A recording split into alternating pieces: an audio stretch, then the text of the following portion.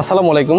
আপনারা জানেন আধুনিক কৃষিতে পলি হাউস এবং গ্রিন হাউস অত্যন্ত গুরুত্বপূর্ণ একটা বিষয়। এটা আসলে কেন প্রয়োজন? গ্রিন হাউস ওই জায়গাতে হয় যেখানে খুব বেশি বরফের আস্তরণ, সারা বছর বরফ পড়ে কিংবা একটা বেশিরভাগ সময় বরফ পড়ে। বরফ যদি সারাক্ষণ পড়ে তাহলে তার সবজি এবং ফল ফসল হবে না। তো যে কারণে কি করা হয়, গ্রিন হাউস একটা ঘর তৈরি করা হয়, সেখানকার টেম্পারেচার নিয়ন্ত্রিত থাকে, সেখানে হিটার যোগ করা হয়, অনেক সময় ফ্যান যোগ করা হয়, করে হিউমিডিটি টেম্পারেচার ঠিক রেখে শাকসবজি ফলমূল তৈরি করা হয়। তো বাংলাদেশে হয় কি যে বৃষ্টিতে একটু প্রবলেম তৈরি করে এবং অতিরিক্ত রোদও একটু প্রবলেম তৈরি করে, যে কারণে আমরা কি করতেছি, গ্রিন হাউসের পরিবর্তে এ ধরনের একটা স্ট্রাকচার যেটাকে বলা হয় পলি হাউস, এই পলি হাউসটা আমরা তৈরি করতেছি।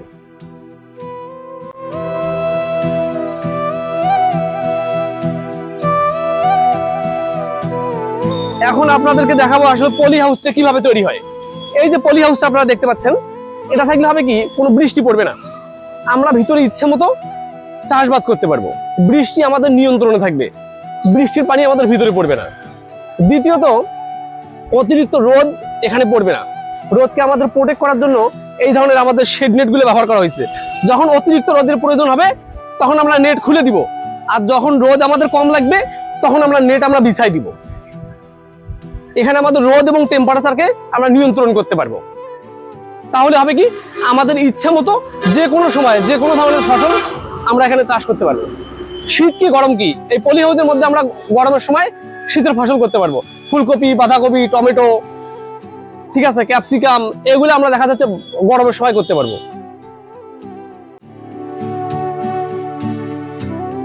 বিগত 8-10 বছর থেকে বাংলাদেশে পলি হাউসের প্রচলন শুরু হয়েছে। যদিও এটা চাষি লেভেলে, ফার্মার্স লেভেলে এটা মানে খুব বেশি বহুল ব্যবহৃত নয়। এটা এখন পর্যন্ত বড় বড় কৃষি উদ্যোগ যেগুলো, দেশের বড় বড় ফার্ম যেগুলো, সেগুলোতে ব্যবহার হচ্ছে, কিন্তু প্রান্তিক লেভেলের কৃষকদের কাছে এখন পৌঁছায়নি। তা আমরা চাচ্ছি প্রান্তিক লেভেলের কৃষকদের কাছে যদি পৌঁছায় তাহলে আমাদের দেশে সারা বছর আমরা সহজে ফলমূল শাকসবজি পাবো। এবার আসেন আমরা দেখি নেই আসলে এটা কেমন খরচ হতে পারে, কিভাবে তৈরি করা হয়।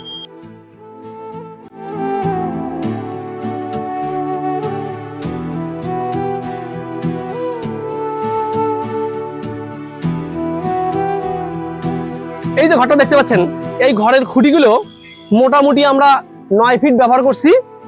9 থেকে 10 ফিট দিলে আনাপ। যদি আমরা 10 ফিট খুঁটি দেই, মাটির নিচে 2 ফিট, মাটির উপরে 8 ফিট।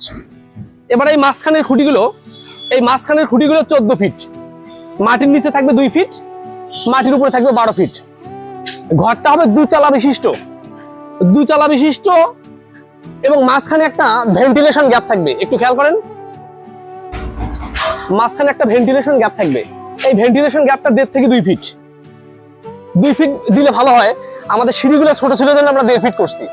এই গ্যাপটা দিতে হবে এই কারণে, ভিতরে যদি কোনো গরম আবহাওয়া তৈরি হয়, গরম বাতাস তৈরি হয়, ব্যবসা গরম তৈরি হয়, তখন এই ভেন্টিলেশনটা দিয়ে বের হয়ে যাবে। আমরা আরো বেটার হবে যদি আমরা চাই যে ওই মাথায় একটা, এই মাথায় একটা, মাঝখানে একটা, 3টে যদি আমরা অ্যাডজাস্ট ফ্যান দিতে পারি, যদি ব্লোয়ার সেট করে দিতে পারি, ভিতরের গরম বাতাসটাও সারাক্ষণ বের করে দিবে। এই চালাগুলো আমাদের কয় ফিট করে আছে? 17 ফিট। স্ট্যান্ডার্ড তো 16 ফিট। 16 ফিট করে এই যে রুয়োগুলো দেখেন, খেয়াল করেন, এই যে বাঁশের রুয়োগুলা, এগুলো 16 ফিট করে দেওয়া। আর খুঁটিগুলো আছে 9 ফিট করে, একটা থেকে একটা খুঁটির ডিস্টেন্স আছে 9 ফিট। এবং এই খুঁটিগুলোর উপরে কিন্তু কাঠের পাট দেওয়া প্রত্যেকটা খুঁটির উপর, কারণ এই কাঠের পানির উপর একটা চ্যানেল বসানো হয়। আর প্রতি 9 ফিটের মাঝে একটা করে কাঠের পাট। এই যে খেয়াল করেন, এখানে একটা, প্রত্যেকটা খুঁটির উপর একটা কাঠের, আর মাঝখানে 1টা 2টা 3টা, এই 3টে হলো বাঁশের। তাহলে 9 ফিট পরপর একটা খুঁটির যে রুয়োটা সেটা হবে কাঠের, আর মাঝখানে 3টা বাঁশের। এবং এটা হলো 16 ফিট স্ট্যান্ডার্ড। এই যে মাথার যে পাড়, এটা হবে কাঠের, এবং এই যে ডাউনের যে পাড়, এটা হবে কাঠের। যেহেতু মাঝখানে 16, 2টা পাড়ের উপর সাপোর্ট নিবে না, এডিশনাল আরো 3টে দিতে হচ্ছে। 1টা 2টা 3টা, একটু দেখাই দিন। এই যে 1টা 2টা 3টা, এডিশনাল আরো 3টে দিতে হচ্ছে।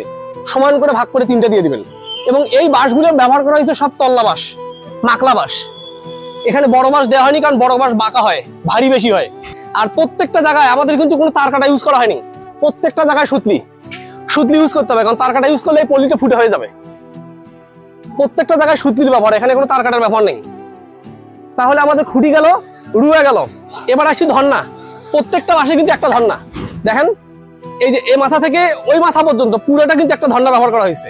কাজের কথা যদি বলি তাহলে আমাদের খুঁটি প্রথমে করে নিলাম। খুঁটি নেওয়ার পর, খুঁটি লাগানোর পর আমাদের যে কাজ করতে হবে, আমাদের পাড়গুলো উঠাতে হবে।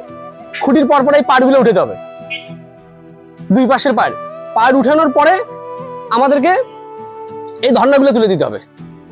এই ধন্নাগুলো বাঁধতে হবে। ধন্নাগুলো বাঁধার পর আমাদের যেটা করতে হবে, এই পাড়ের উপর সর্বপ্রথম এই কাঠের রুয়াটা বসাতে হবে। কাঠের রুয়াগুলো সবগুলো বসানো হয়ে গেলে তার ফাঁকে ফাঁকে আমাদের বাঁশের রুয়াগুলো দিতে হবে। যখন সম্পূর্ণ ঘরটা বাঁধাই হয়ে যাবে তখন আমাদেরকে যেটা করতে হবে, এখানে একটা চ্যানেল আমাদের দিতে হয়েছে। এই জায়গায় একটা চ্যানেল আছে, প্রত্যেকটা কাঠের রুয়ার উপর একটা করে চ্যানেল আছে। এই যে চ্যানেল স্প্রিং যেটা লাগানো, এই চ্যানেলটা দিতে হবে। প্রতি 9 ফিট পর এই চ্যানেলটা একটা করে বসবে মাথা। আর সাইডের যে বাউন্ডারিগুলা সেটা খেয়াল করেন, এটা আমরা এই যে প্রত্যেকটা খুঁটির পরে আমরা এরকম করে একটা করে বাতি লাগাই দিছি, বড় বড় বাতির উপর আমরা এই পলিথিনটা নিয়ে টায়ার কাটছি। টায়ার এরকম করে চিকন চিকন করে কেটে টান করে ধরে, এরকম পলি 5 জন 7 জন 10 জন করে টান করে ধরে পলিটা সেট করতে হয়। দেখেন এটা ঢোলের মতো শক্ত হয়েছে। আমাদের রোদ কমানোর জন্য আমাদের এরকম শেড নেট দিয়ে দিতে হবে। এটা 50% শেড নেটটা আমরা টাঙাই দিছি। পুরো শেড নেটটা আমরা টাঙাই দিছি। আর এই শেড নেটটা দেওয়া হয়ে গেলে আমাদেরকে বেডগুলো তৈরি করতে হবে। দেখেন এই বেডগুলোর ক্ষেত্রে কথা আছে, একটু দেখেন। আমাদের এখানে প্রচুর পানির ব্যবহার হবে। যদি বেড না করা হয় তাহলে পানিগুলো সহজে বের হতে পারবে না। এই যে নালা, এই নালাগুলো দিয়ে পানি বের হবে।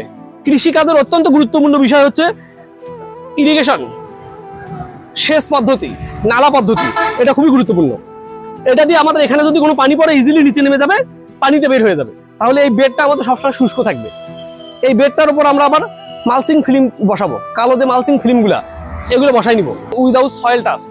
সয়েল থেকে যে ব্যাকটেরিয়া, ভাইরাস এগুলো যে তৈরি হয়, এগুলো গাছের সঙ্গে টাচ করবে না, আমাদের চারার সঙ্গে। এটা সমান বিছানো হয়ে গেলে এর উপর আমরা এই যে এভাবে যে কালো মালচিং ফিল্মগুলো আছে, সে কালো মালচিং ফিল্মগুলো আমরা এভাবে বিছিয়ে দিব। দিয়ে তার উপর আমরা ট্রে বসায় চারা তৈরি করব। এই বেডের পাশে দেখেন, এই যে পুরো ঘরের চারপাশে কিন্তু এরকম নালা হবে, একদম পুরোটা। যদি কোনো বৃষ্টির পানি আসে এটা দিয়ে বের হয়ে যাবে। এবং এই যে 2 চালা বিশিষ্ট, একটা চালের মধ্যে 2টা করে হবে বেড, তার সমান ভাগ করে 2টা বেড হবে। এবং এইটা হবে মেইন রাস্তা, এটা দিয়ে ঢোকার। এটা একটু আমরা বেশি রাখবো, ইজিলি যেন যাতায়াত করা যায়। এই পাশটা একটু চওড়া রাখবো। এরপরে আমাদেরকে এরকম করে একটা নেট দিয়ে দিতে হবে চারপাশ দিয়ে।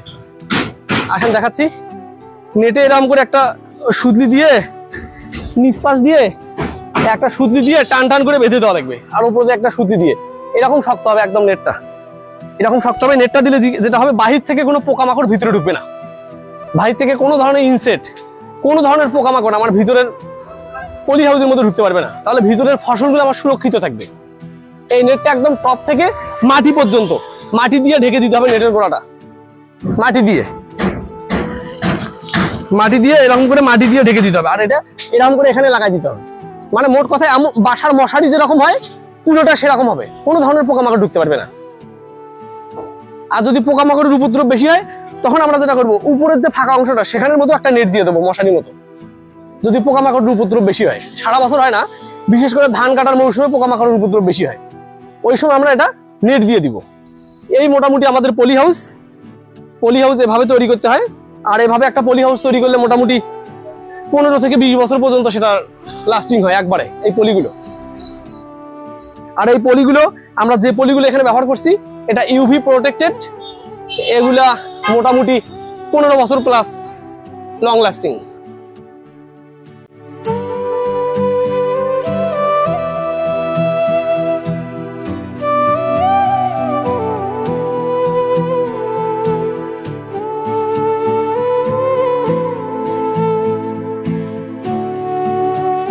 আপনাদের কারো যদি পলি হাউসের ব্যাপারে কোনো জানার থাকে, ইনফরমেশন থাকে, হেল্প লাগে, আমাদেরকে জানাবেন। আমরা আপনাদের সার্বিকভাবে সহযোগিতা করব। আমরা এটা কিভাবে তৈরি করতে হয় সে ব্যাপারে তথ্য পরামর্শ দিয়ে সহযোগিতা করার। আর সেই পর্যন্ত আমাদের সংযোগের সঙ্গে থাকুন। সংযোগ সদা সর্বনিয়ত সবসময় চেষ্টা করে নতুন নতুন কৃষি প্রযুক্তি এবং কৃষি সম্পর্কে দেশের মানুষকে ইনফরমেশন দেওয়ার। শুভকামনা রইল। আর সেই সঙ্গে অসংখ্য ধন্যবাদ সংযোগকে এমন একটা সুন্দর উদ্যোগকে পাবলিকের সামনে তুলে নিয়ে আসার জন্য।